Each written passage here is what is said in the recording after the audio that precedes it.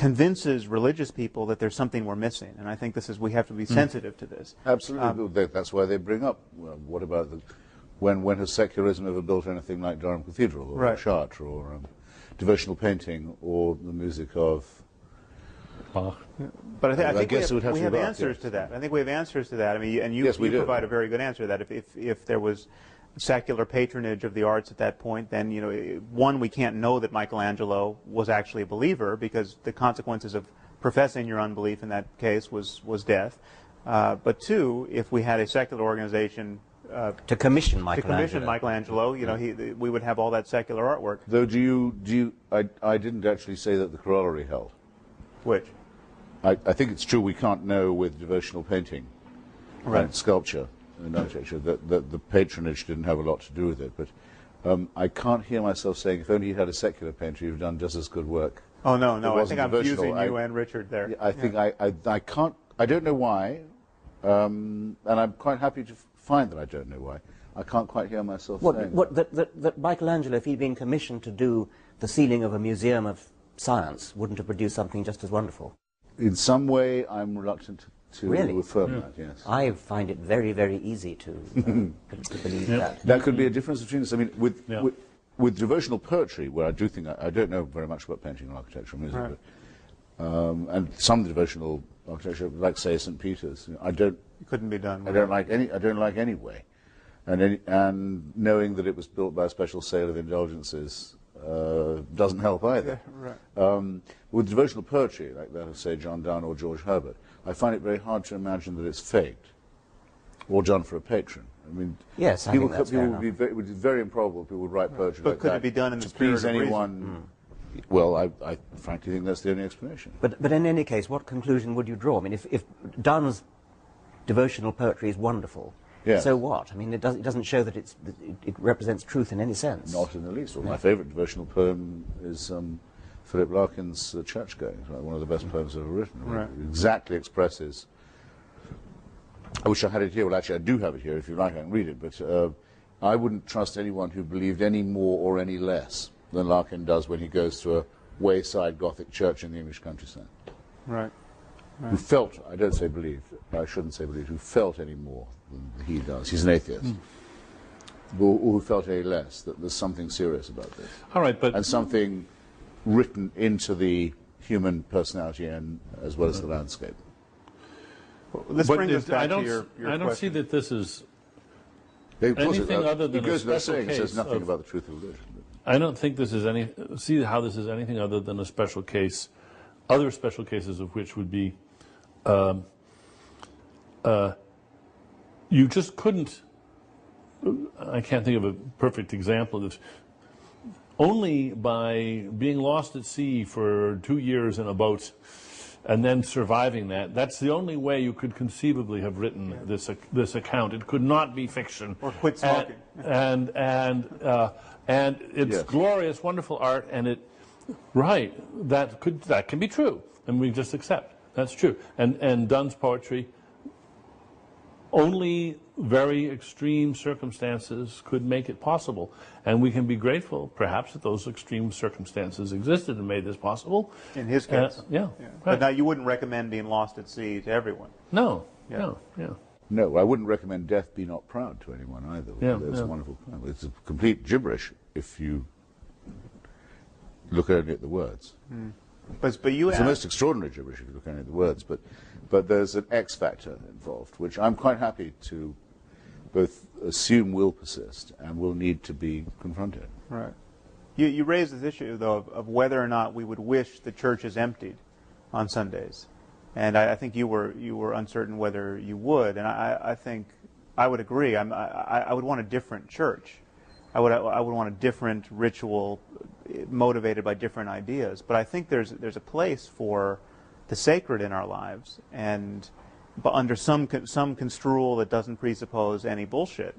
But I think there's a usefulness to seeking profundity as a matter of our attention, and our neglect of this area, I think, as atheists, at times makes even our craziest opponents seem wiser than we are. And I mean, take someone like Sayyid Qutb, who's, as crazy as it gets. I mean, Osama bin Laden's favorite philosopher.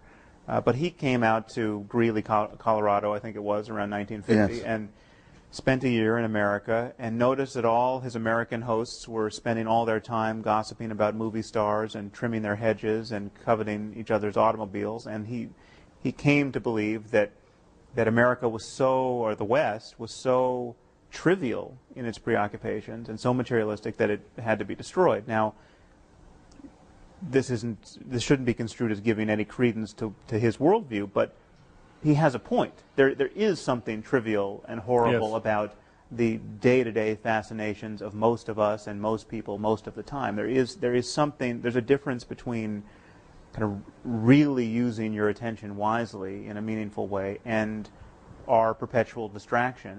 And traditionally, only religion has tried to enunciate and clarify that difference.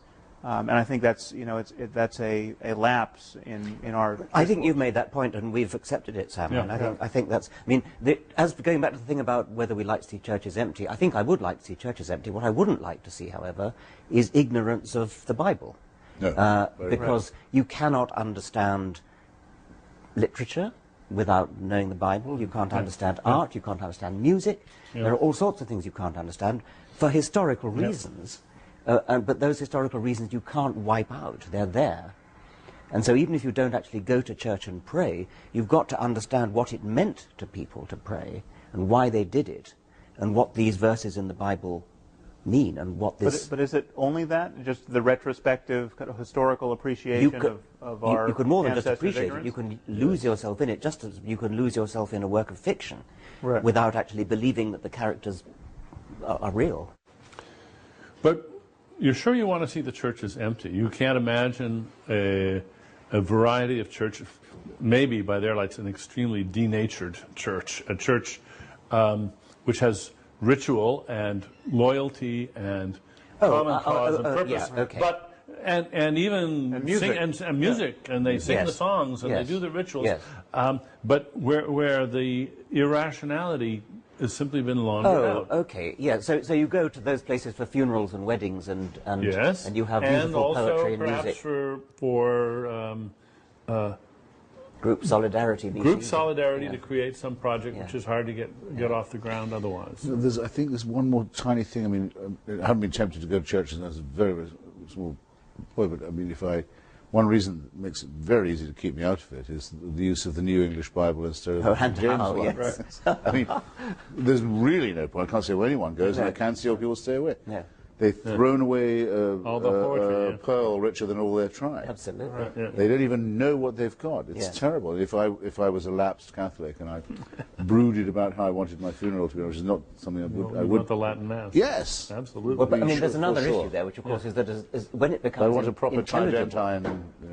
When it becomes intelligible, the nonsense becomes more transparent, and so if it's in Latin, it can survive much better. It's rather like a camouflaged insect. It can get through the barriers because you can't see it. And whereas when it's translated into not just English but modern English, you can see it for what it is. But now, seriously, then, do you therefore delight in the fact that churches are modernizing their texts and using the... No, I don't. It's an aesthetic point. No, I don't. No. That's the worst of both worlds. I think it seems to me. And we should be grateful for it. We didn't do this to them. Yeah, that's right. We didn't impose this on them. Any more than we don't blow